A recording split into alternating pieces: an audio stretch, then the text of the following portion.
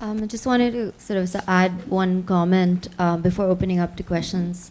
In the examples that we gave, which were very limited, as you could see, there's sort of a longer list of artists and other practitioners. The fact was really to think about how, when we want to stage a public exhibition, what it means to think about these different edges and landscapes of an artist's life. And that also meant their poetry, their educational strategies, their activism, and to have these two locations and to perform, to sort of be in sync and sometimes out of sync with what these two locations were and what their conditions of reality are in the everyday, also meant that we could give form to and access to those practitioners' various ways of being. So I just sort of wanted to mark that, and that is how it also manifests across these different channels, which included sort of radio, television, programming, etc. So there'll be other ways to sort of make that clear to you, and really the website is a resource to be used. So hope that you can spend some more time with it after this presentation. So questions from the audience?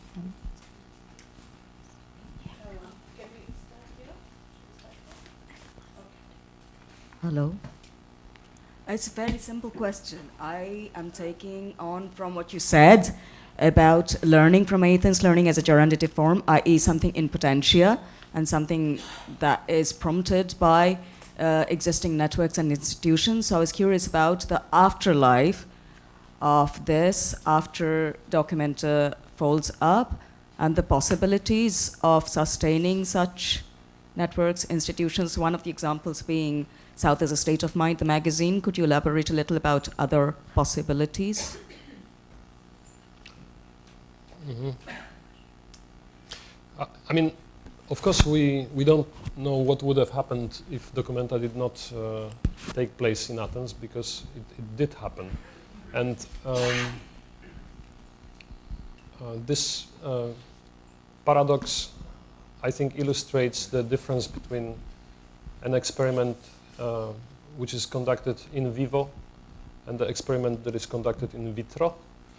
You know, in one case, you have an idea of the very fact that you are experimenting, you're doing something, you decide to make a move, which is already changing the conditions of the process. So the fiction of objectivity and all the what-ifs, I just don't believe that this is the way to go. We did influence the course of things in Athens, for good and bad, probably. There are risks involved for both sides in every encounter. The encounter took place. The results are yet to be seen, and some of them are already seen. I think, in the first place, in comparison to my impression of a number of institutions that we engage with, is that they are doing a little better, in the sense that we managed to kind of walk together for a while, and then there was a kind of hunger for more, and they continued. So in a sense, for instance, the Odeon Athénon, the Athens Conservatoire, the music conservatory of Athens, which was one of the central venues of the exhibition, is continuing with rather interesting program that has more and more, let's say, explicit collaborations or relations with the field of contemporary art, and kind of engages with larger field of contemporary culture than just, let's say, contemporary music. Then there is a couple of institutions that I think are also using the infrastructure that was produced for Documenta, and one of them is the Athens School of Arts, where we basically created a kind of exhibition architecture, and also we built some technical infrastructure in the so-called Kesamlis Hall, which is an exhibition space in the campus of the Athens School of Fine Arts. And this is being now used for, I think, third or fourth exhibition that the school is organizing. Either with students, they are also organizing other kinds of exhibitions with contemporary artists or 20th century, like post-war artists.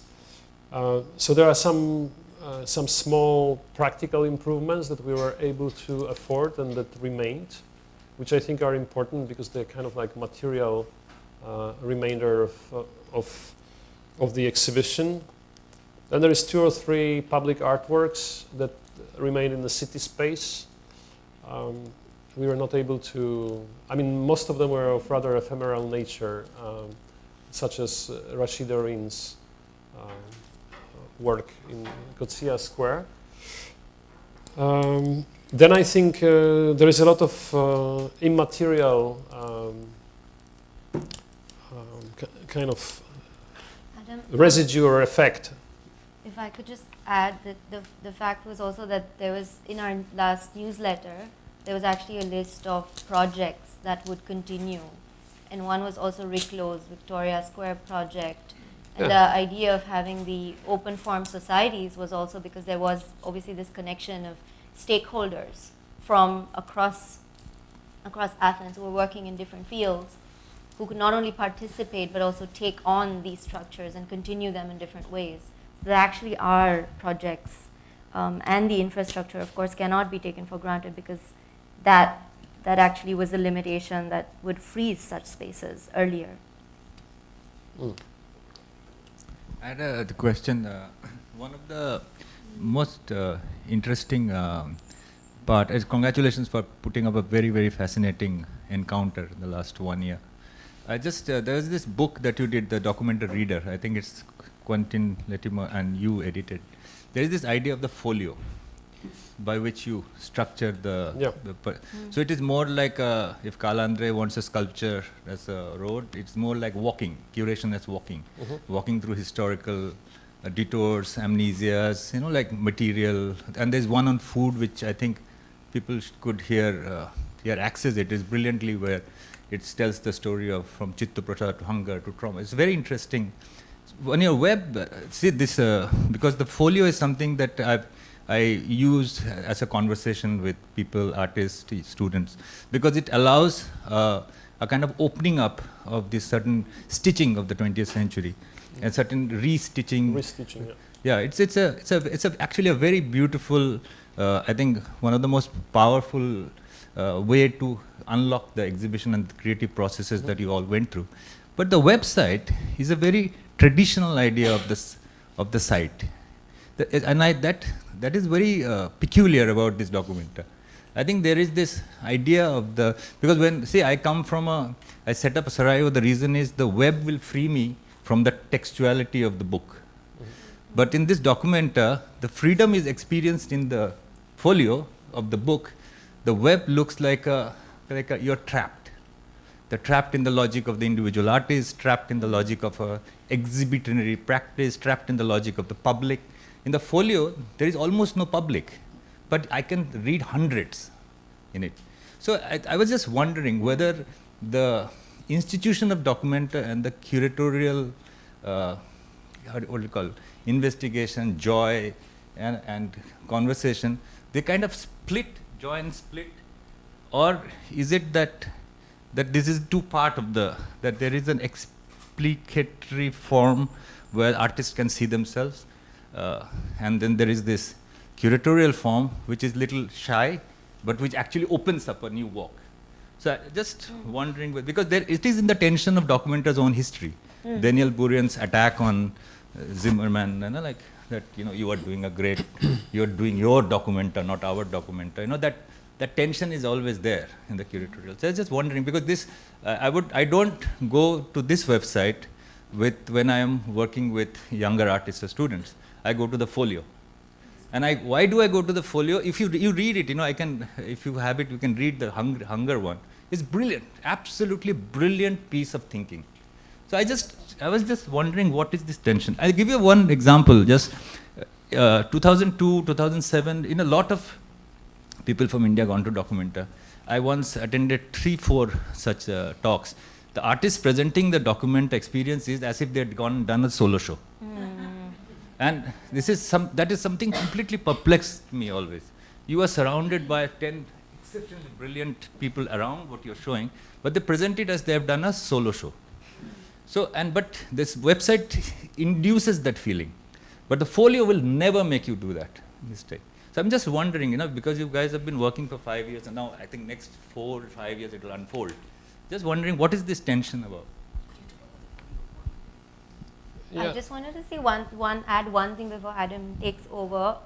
Just that in your observation, just wanted to mention that there are sort of sections within the website, such as notes and works, which is actually quite an important structure. Like the folio, I find it a very important tool, where notes and works is also a section where, for instance, it goes from somebody who is an artist such as Nikhil Chopra, who is doing a project where he is basically traveling on the road from Athens to Kassel and can make an insertion.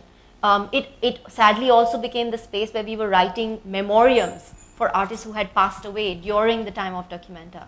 I agree that it sort of looks quite formal, but it is also the space where a lot of the production, a lot of the voice of the artists and the thinkers that we were working with was also getting inserted.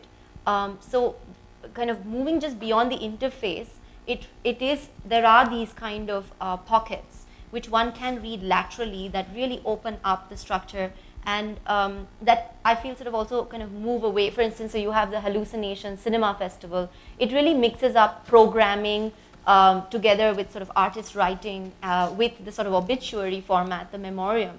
And so that's just something I wanted to highlight, not at all as a way of sort of, it's not a way of comparing. The folio really was its own kind of form, which Adam should talk about, which he worked on with Quinn. But so, for instance, just mentioning sort of Andre Pierre, who is this incredible painter, who is a real inspiration for Maya Deren, for instance. If you could just open that page, what we have here is we invited a poet, Vladimir Lucien, to write, a Caribbean poet, to write about Andre Pierre, who is a Haitian painter and a priest.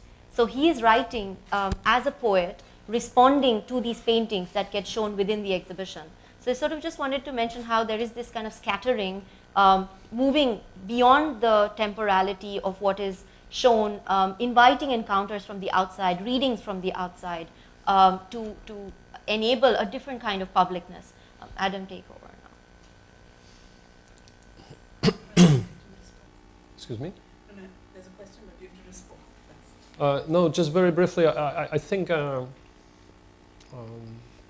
structure of both the reader and daybook is complex, and it was our aim to rather use the mode of enumeration on the website to create lists. There is a list of venues. There is a clear division between the two cities, and then there is a way of sort of cross those lists through the website. So they kind of like interlinked those lists. But yes, I admit that the website was thought rather from the book, or from the printed medium into the website, rather than the website informing the process. Because the website, in a way, in its full-fledged form, came the latest. So it's interesting, because the printed publications, they always come, they must come too early. They are kind of premature, because you have to have them ready well in advance of the exhibition, and a lot of things are happening in the last 3 months when everything is already in print. And then the website comes sort of, with a slight delay, or it's kind of completed only at the end of the show or even after. So there is this kind of gap between these two, between the printed medium and the kind of web-based, which I think is precisely the gap into which the exhibition or the thing itself kind of falls. And I think that this is also showing a certain, I would say, irreducibility of the experience, of the aesthetic experience of the exhibition itself, which I wouldn't like to see as a kind of illustration or maybe a demonstration of a certain thesis that is formulated in advance or that can be analyzed a posteriori. but it's a kind of experience in its own right. And this 100 days of the exhibition in Athens and then 100 days in Kassel, altogether 163 days, that period was the period of a sort of unclarity which had to be slowly sorted by visitors themselves, and of course through different programs and through the kind of accompanying discussion and through the activities of the members of the so-called chorus of Documenta that we created to kind of walk with and talk to the visitors of the exhibition. This initial obscurity of the show, which is not it's not clarified by the publications. So the publications further complicate the picture or complexify it. And it's also not really explained through the website. So there's a kind of moment in which the website, the publications, and the exhibitions are standing on their own and kind of talking perhaps about same things, but in entirely different ways.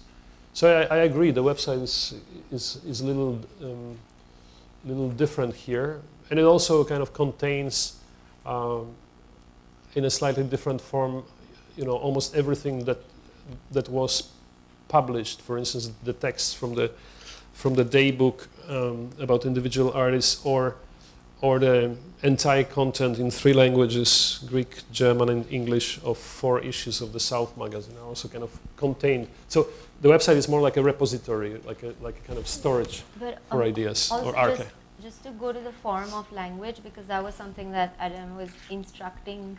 There was one of the points at which he was very kind of firm on, which I learned a lot from, which was whether when we were writing about artists, it wasn't exactly that. It was exactly not that. It wasn't about, in that sense of the biography. So even if you go to any of those pages, what you read is really a kind of encounter and a narrative with that artist. And often those who were writing those short texts were not simply the curatorial team. And so even the forms and the sort of use of language around artistic practice was something that was done quite differently in this edition. So it really wasn't sort of about, that's something you'll see. And also when you scroll actually below that artist page, if you just go below, what you see is a kind of resource, and that was sort of the style of interlinking, where you sort of see what is related. And I think there as well you find this kind of corpus of pages and spheres of activity that the exhibition brought together.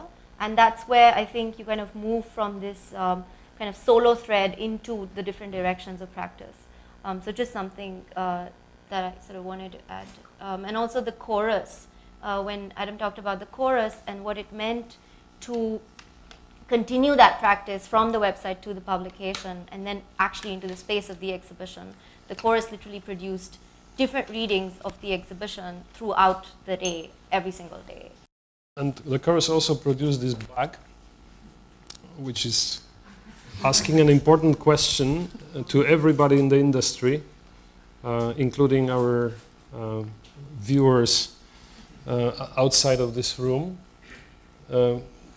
The bag was produced by the anonymous members of the Documenta chorus in Kassel, I think, on their own initiative. Feel free to ask me about my working conditions. I think this is an important issue addressed here on the kind of edge of a big exhibition project, of a kind of precarity of working conditions of all those who are participating in the making of Documenta, both on the artist side and on the kind of curator side and the entire team side, those who built the exhibition, those who communicated the exhibition to the public, those who raised money for the exhibition. And to them I should simply thank, but I don't know how to thank them, because I think what they did was completely beyond what, it was not like superhuman achievement, and I don't glorify this achievement. I think it's rather sad that working on a project of this magnitude or importance or potentially of significance, one has to daily cope with very unpleasant conditions of precarity of work that is kind of imposed by the structure of the organization or by the structure of salaries and so forth, which motivates those who in the end, carry this project, sustain it.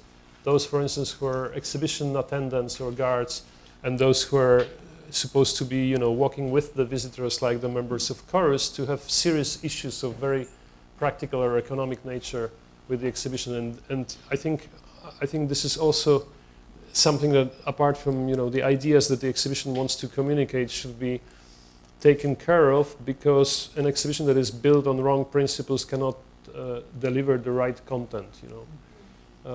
And I think that this is an issue not only in particular of Documenta, so I don't want to accuse anyone in particular, but I think the way the industry functions, and that we implicitly accept the fact that we are kind of willfully exploited in the process of making of these exhibitions, is just something that should not be taking place. So maybe the scaling down and a certain refusal to the expectations should be the response. So I wish the next Documenta is aware of these constraints already at the outset, and it doesn't kind of produce the overblown expectation, and that it doesn't deliver what it is to deliver at any cost. So this cost has to be very carefully calculated beforehand, and the amount of work and time that we can put in this projects is always very limited, but I think we have to make sure that it's kind of adequate to basically to the salary. It's a salaried work, and we are doing this work, all of us. So.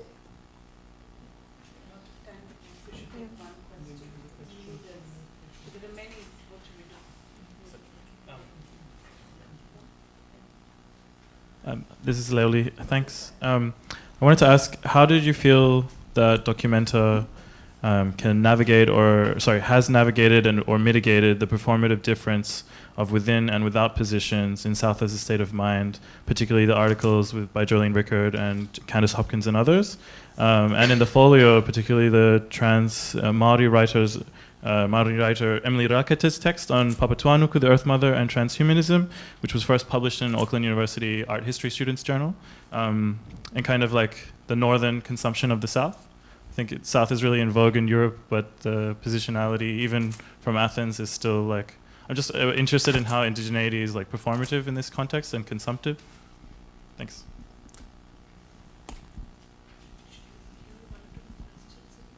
Should we take 2 more questions? Yeah, okay. There's a question at the back here. Yeah, Sky. Can you I just speak? No. Hi. I guess maybe it's a question towards a more practical conversation about what it means to produce such a vast body of public knowledge, or to kind of fold in radio, TV, and ongoing publication, because I think maybe some kind of anecdotal or practical conversation about what it actually means to work with institutions or states on such a huge level. I think it's interesting, particularly in the context of having this conversation in the Indian nation state, where I feel like it's quite difficult to imagine a project of this scale, or seeing the state perhaps be amicable to the idea.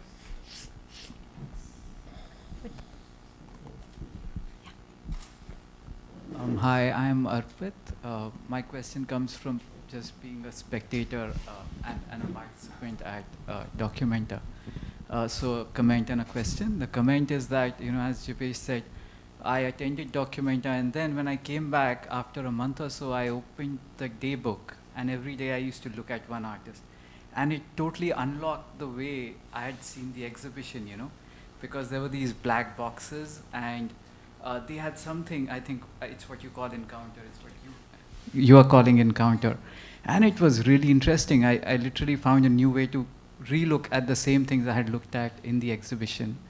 My question is, it's a very simple question. In my experience of Documenta, I spent about 4 days in Kassel, and I came back, and I have a group of artists I discussed this with, and we all said, it was so tiring. it was very exhausting. You know, we are spending morning to night. We were just running around from one place to the next, trying to find things, navigating the fact that you didn't know German, all kinds of things. And they said it's supposed to be exhausting. It's exhausting by design. And I just wanted to ask you, is that true? Last question. Last question. Please pass on to Bharti. Hello, my name is Bharti, and I was wondering that once Documenta opened to the public, a number of critiques were launched on your curatorial positions.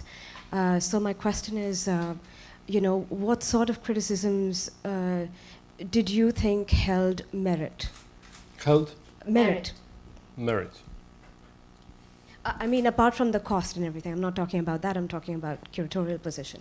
So a critique on your, how your curatorial vision unfolded both in Kassel and Athens. Like what we did wrong? No. I'm not talking about assumptions or I'm not talking about errors. You want me to reiterate positions of our critics? I am talking about perspectives, perhaps something that was Something a very different clicked. What was also perspective. useful in terms of criticism that still holds purpose and that perhaps also inspires our continuing work, right? I mean, Yeah, certain criticisms does that. Okay, Exactly. maybe I can, we can begin with this question that is very fresh now. I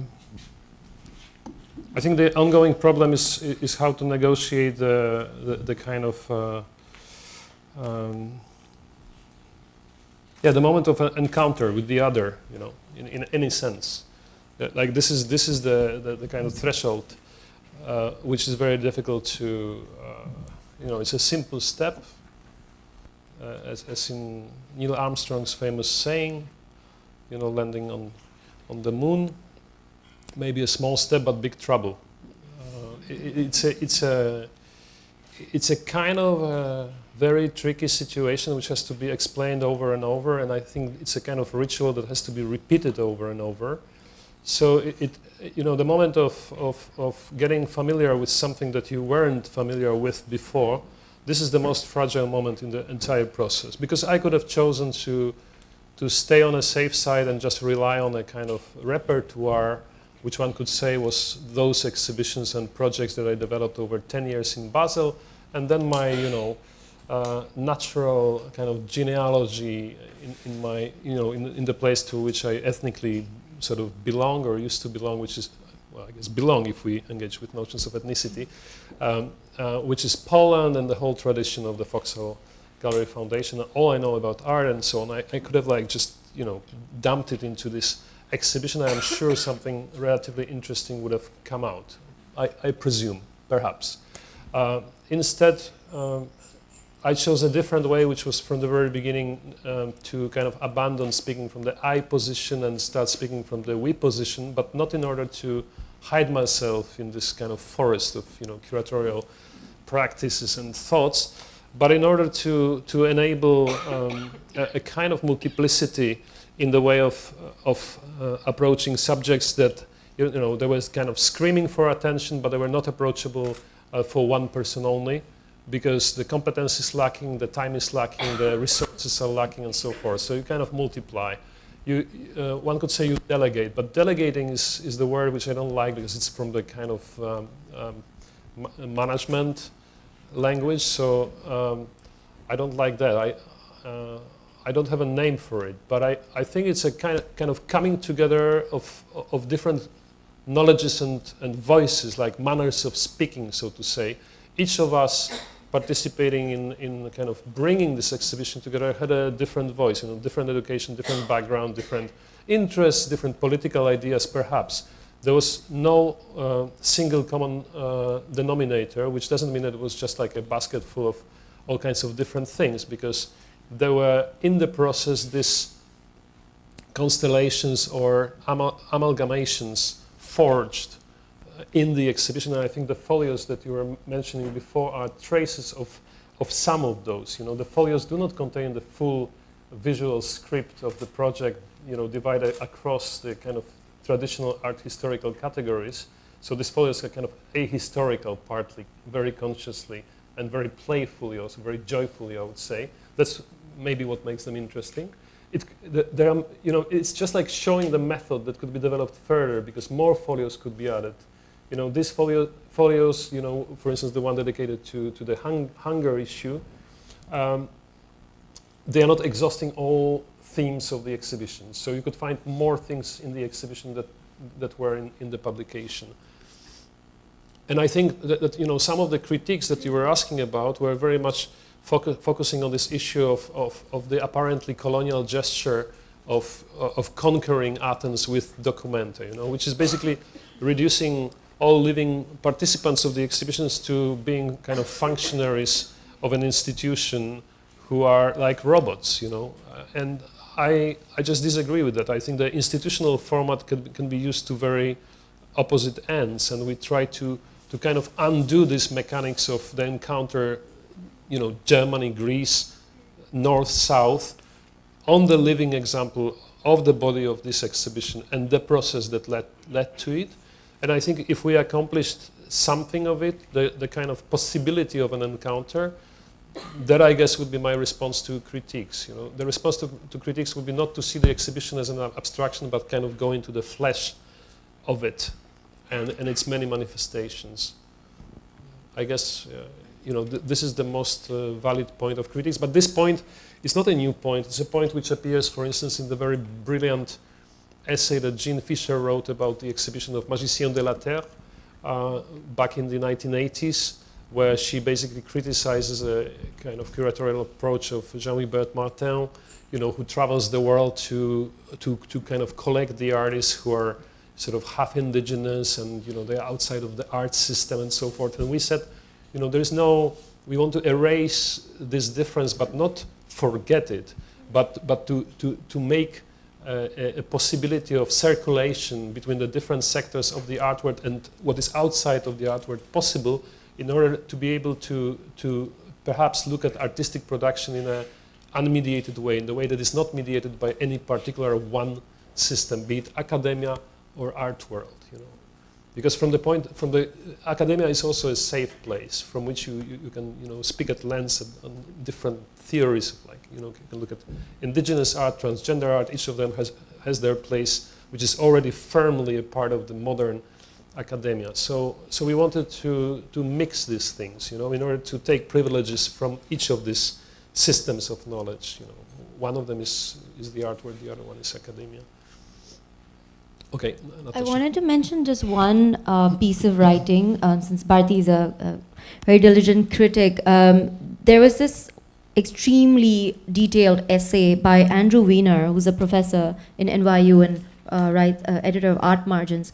And I just wanted to mention this essay by Andrew, who took his students to Athens and Kassel and had time to meet with artists and alongside his students. And later he produced this essay that took me an entire day to read and to go into, which was commissioned by the Biennial Foundation. And I realized that these sort of moments of critical reception, first of all, can only come after one has had this kind of exhausting relationship with such a project.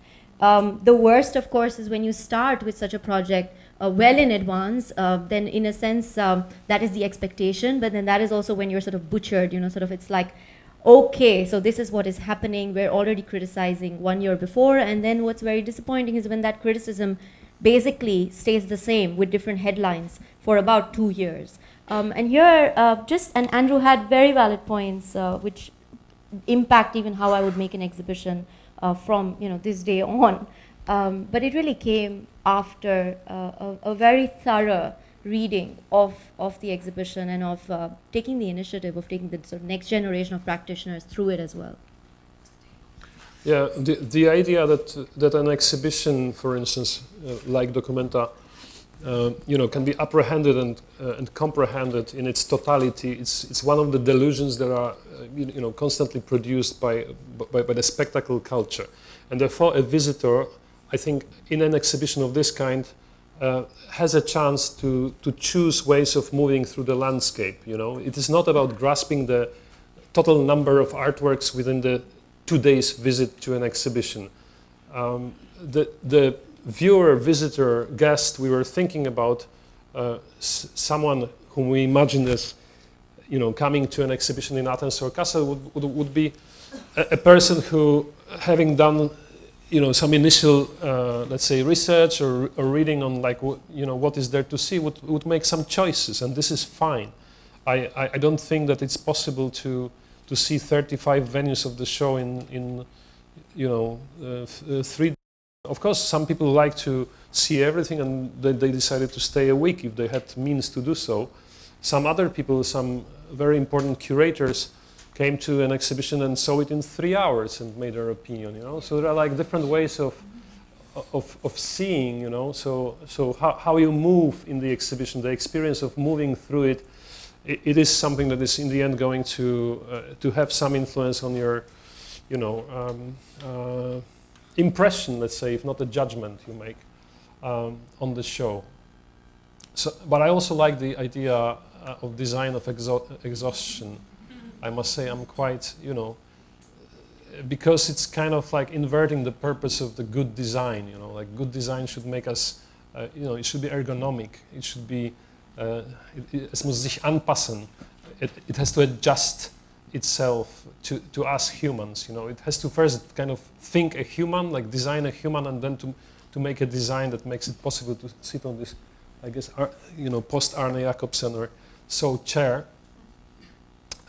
in such a way that we feel comfortable. But you know, there's a counter design of exhaustion, which I think is something to explore in exhibitions of that kind as a kind of subversive mean to showing their spectacular nature and upsetting the expectation of totality that is to be comprehended in such exhibition. Adam, would you like to quickly answer the other 2 questions? We heard all the questions. We are only answering these 2 questions, and then we're basically going on to a break. Yeah, I'm going step by step. With regard to a possibility, I understood, Sky, your question. You know, I think in 1955 it was very unlikely. I mean, maybe it's a very simple example, or maybe it's a rhetorical maneuver that I'm doing now. But I would say in 1955 it was not very likely that a large exhibition of modern art would happen in a relatively small and completely destroyed German city. You know, so I'm not saying that there is a, you know, exact symmetry between Kassel 1955 and a place in India in 2018, but I've been to Kochi, and I think it's a fairly accomplished, large exhibition, very, you know, beautifully done, the edition that I saw, and also the completely amazing spaces. So I guess, you know, there is always ways of doing things despite circumstances, and maybe in spite of circumstances, so kind of against circumstances. And I guess it might sound a little abstract, the problems that I mentioned with Documenta regarding the financial situation and so forth, because we supposedly had so much money. But, you know, we had this budget of 35 million euro, which we exceeded. And I think that in order to realize the exhibition in its full dimension in both cities and all these other areas it engaged, it did need this money. And I also remember from your presentation yesterday the kind of notion of spendings in the cultural field versus the kind of general, you know, increase in the economy or the kind of wealth increase. And I think the numbers we are talking about, you know, 35 million spent on an exhibition, are not shocking at all. And they should not feel us ashamed of spending so much of taxpayers' money for an exhibition, because this is still, you know, below a price of a modern tank. So, yeah, what are we talking about? You know, we have to really start seriously make comparisons of prices, what you pay for culture, you know, which cultural manifestation that involves thousands of people on the producer's side, if there is such side, and a million people and more than a million people, because you have the radio and TV audience and those who read something, you know, those who are affected. It's a huge field that is affected by an exhibition. It doesn't kill anyone, okay? And it costs 36 million euro. I don't see why it should not cost 36 million euro if you compare a kind of, you know, simple deal of selling like armored vehicles to a country. You know, you have loads of money being turned around, and I don't think there is a convincing way of arguing that money should not be spent this way, and it should be spent on for instance, you know, increasing the military potential of a country that is otherwise, you know, not providing basic services to its citizen, or is struggling to provide such services, but nevertheless spending tons of money for its army, you know.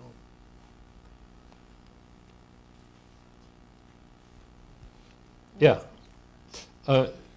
Here I have a problem, because could you reiterate your question? I did not quite, you know, I did not see the kind of question part in it.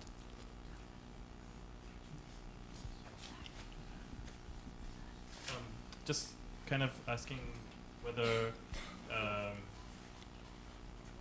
other than the indigenous people who were involved in the exhibition or who attended from different delegations from around the world, and Sami people who live in Sapmi in Northern Europe, the kind of within audience of a lot of indigenous art exhibitions that happen all around the world, and the kind of without kind of this, like, you know, it's kind of, I guess I'm just trying to understand. I know Candice was one of the curatorial advisors, but I'm wondering how, as an organization, this may have shifted your working methodologies, because indigenous art practices predate modern Europe and will post-date modern Europe.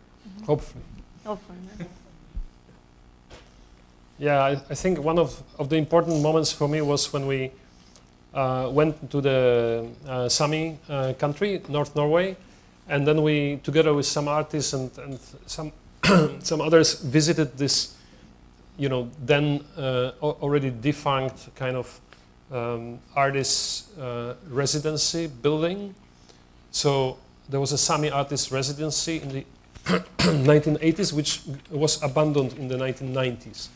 And we were, you know, they showed it to us as a kind of monument, in fact. And they, you know, they told us stories like which artists were working there. And literally you could still see, you know, the artist materials on tables and layer of dust. And the building was there, but it was like a ghost of the building, not used since 10 years. So my natural reaction, and those who were with me, was to say, like, you know, why don't you do something now, you know? It's a very good moment to do it. And this absolutely worked. So this studio in, what's the name of the place? Masi? No. Maze. Yeah, in a place called Maze, in a village called Maze. This studio is going to be now turned into a foundation, and it's a joint initiative of the Sami people who basically donated the building, and probably the governments or cultural institutions of the 3 countries of Scandinavia where the Sami people live, to like bring forces together and to make this place, you know, which to me is like not a national place. So one reason why we